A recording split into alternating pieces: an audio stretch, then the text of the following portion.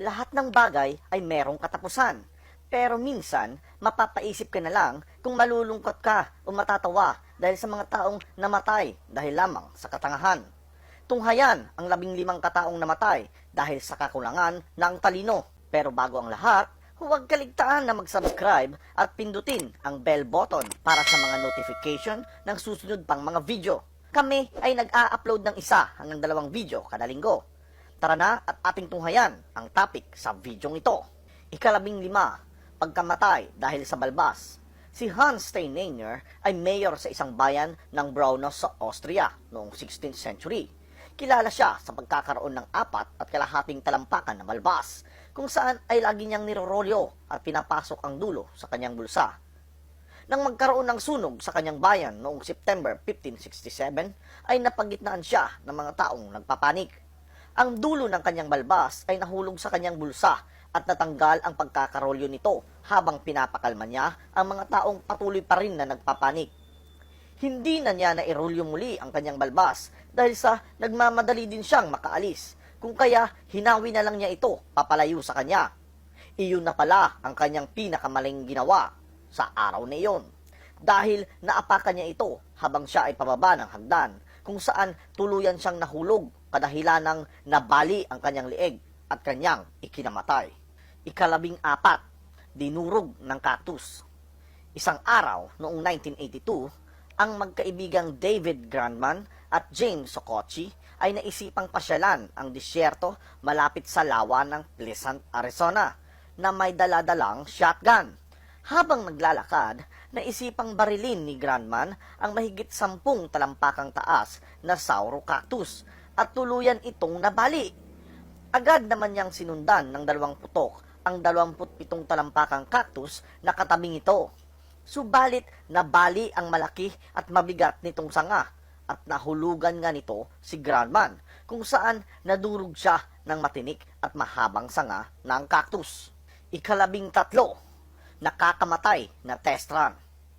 Taong 1911, isang mananahi na nagngangalang Franz Reichelt ang naisipang gumawa ng isang improvised parachute, kung saan ginamitan niya ng makakapal na alambre, rubber lining at canopy. Ilang beses na rin siya namalian ng paa habang tinitesting ang kanyang imbensyon, at sinisi pa nito ang kapalpakan ng parachute sa masyado daw mababang linulundagan bago ito tumalon. Pagkaraan ng 1 taon, naaprubahan ng kapulisan ang kanyang pakiusap na mag-testing sa Eiffel Tower gamit ang kanyang naimbentong parachute. Subalit ang buong akalain ng kapulisan at ng mga nanunood ay gagamit siya ng manika o test dummy. Huli na ang lahat nang ma-realize nilang si Franz pala ang magsusuot ng parachute at tatalon sa Eiffel Tower. Sinubukan pa siyang pigilan ng ilang mga kaibigan, subalit masyado siyang kumbinsido na gagana ang naimbento niyang parachute, at siya nga ay tumalon at bumulusok pababa mula sa 187 talampakan na kanyang ikinamatay. 12, nang dahil sa shopping cart. Isang araw noong 2008, ang 18 taong gulang na si Cameron Beverly ay naisipang ilagay ang shopping cart sa harap ng sasakyan habang tulak-tulak siya nito. Subalit nang madaanan ng sasakyan ang isang humps, ay nilipad siya ng mahigit 27 talampakan bago bumagsak na unang ulo sa matigas na semento na sanhi ng kanyang pagkamatay. 11, matigas ang ulo. Taong 2011, si Philip Contus, 55 taong gulang, ay isa sa mahigit 500 bikers na sumali sa protesta laban sa mandatory na pagsuot ng helmet. Pinaglalaban ng grupo na hindi nila kailangan ang helmet dahil hindi naman talaga ito nakatutulong sa kanila. Subalit sa kalagitnaan ng kanilang demonstrasyon ay biglang gumewang ang kanyang 1983 Harley Davidson na motor at tumilapon siya na kadahilan ng mauntog ang ulo sa gilid na bahagi ng simentadong kalsada. Siya ay idineklarang patay sa ospital. Ayon pa sa mga doktor na tumingin sa kanya, ay walang kaduda-duda na buhay pa sana siya kung meron siyang suot-suot na helmet nung siya ay maaksidente. Sa kabila ng pangyayari, Patuloy pa rin ang laban ng mga kasamahan niya na huwag silang piliting magsuot ng helmet. Ika-10, palit driver.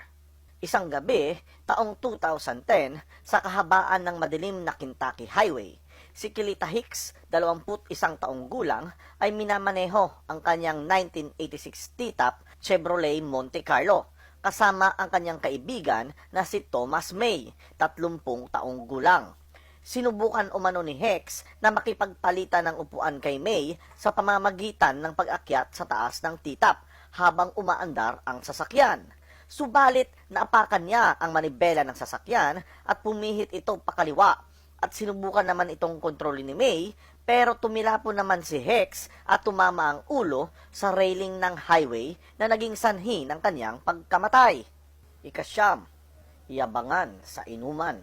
Taong 1995, isang grupo ng mga binata ang naisipang subukan kung sino ang pinakamatapang at marahil sino ang pinakamatalino na rin sa kanila habang sila ay lasing na nag-iinuman.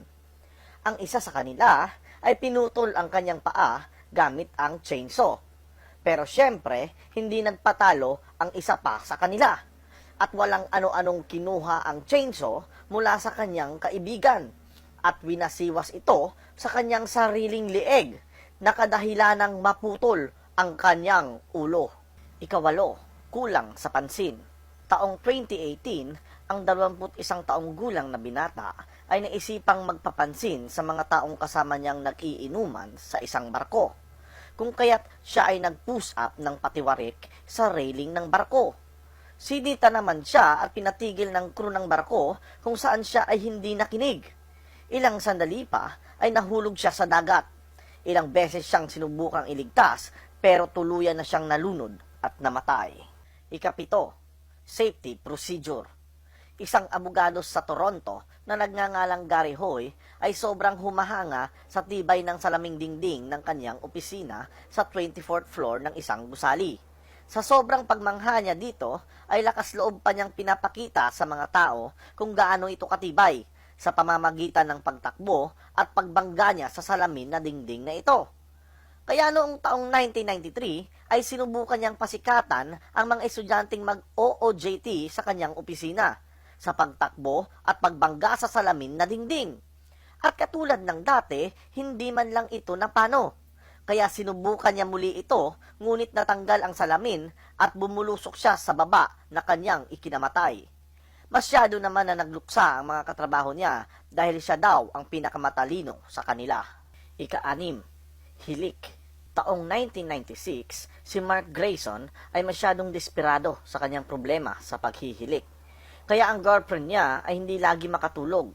Ngunit yung doktor niya ay pinayuhan siyang hindi na magagamot ang kanyang sakit. Pero ang dalawa ay hindi pa rin sumuko at sinubukan ang ibang paraan. Pagkatapos uminom ng sleeping pills at alak ng gabing iyon, ay sinubukan niyang makatulog ng mahimbing. Pero nilagyan niya ng harang ang kanyang ilong para hindi ito maging maingay. Pero kinaumagahan, natagpuan na siyang walang buhay ng kanyang kinakasama. Ika-5, aksidenteng pagpapatunay ng aksidente. Sa Ohio courtroom noong July 1871, ang abogadong si Clement Vallandigham ay pinatunayan na inosente ang kanyang kliyenteng si Thomas McGehan sa pagpatay kay Tom Myers sa isang bar sa gitna ng away.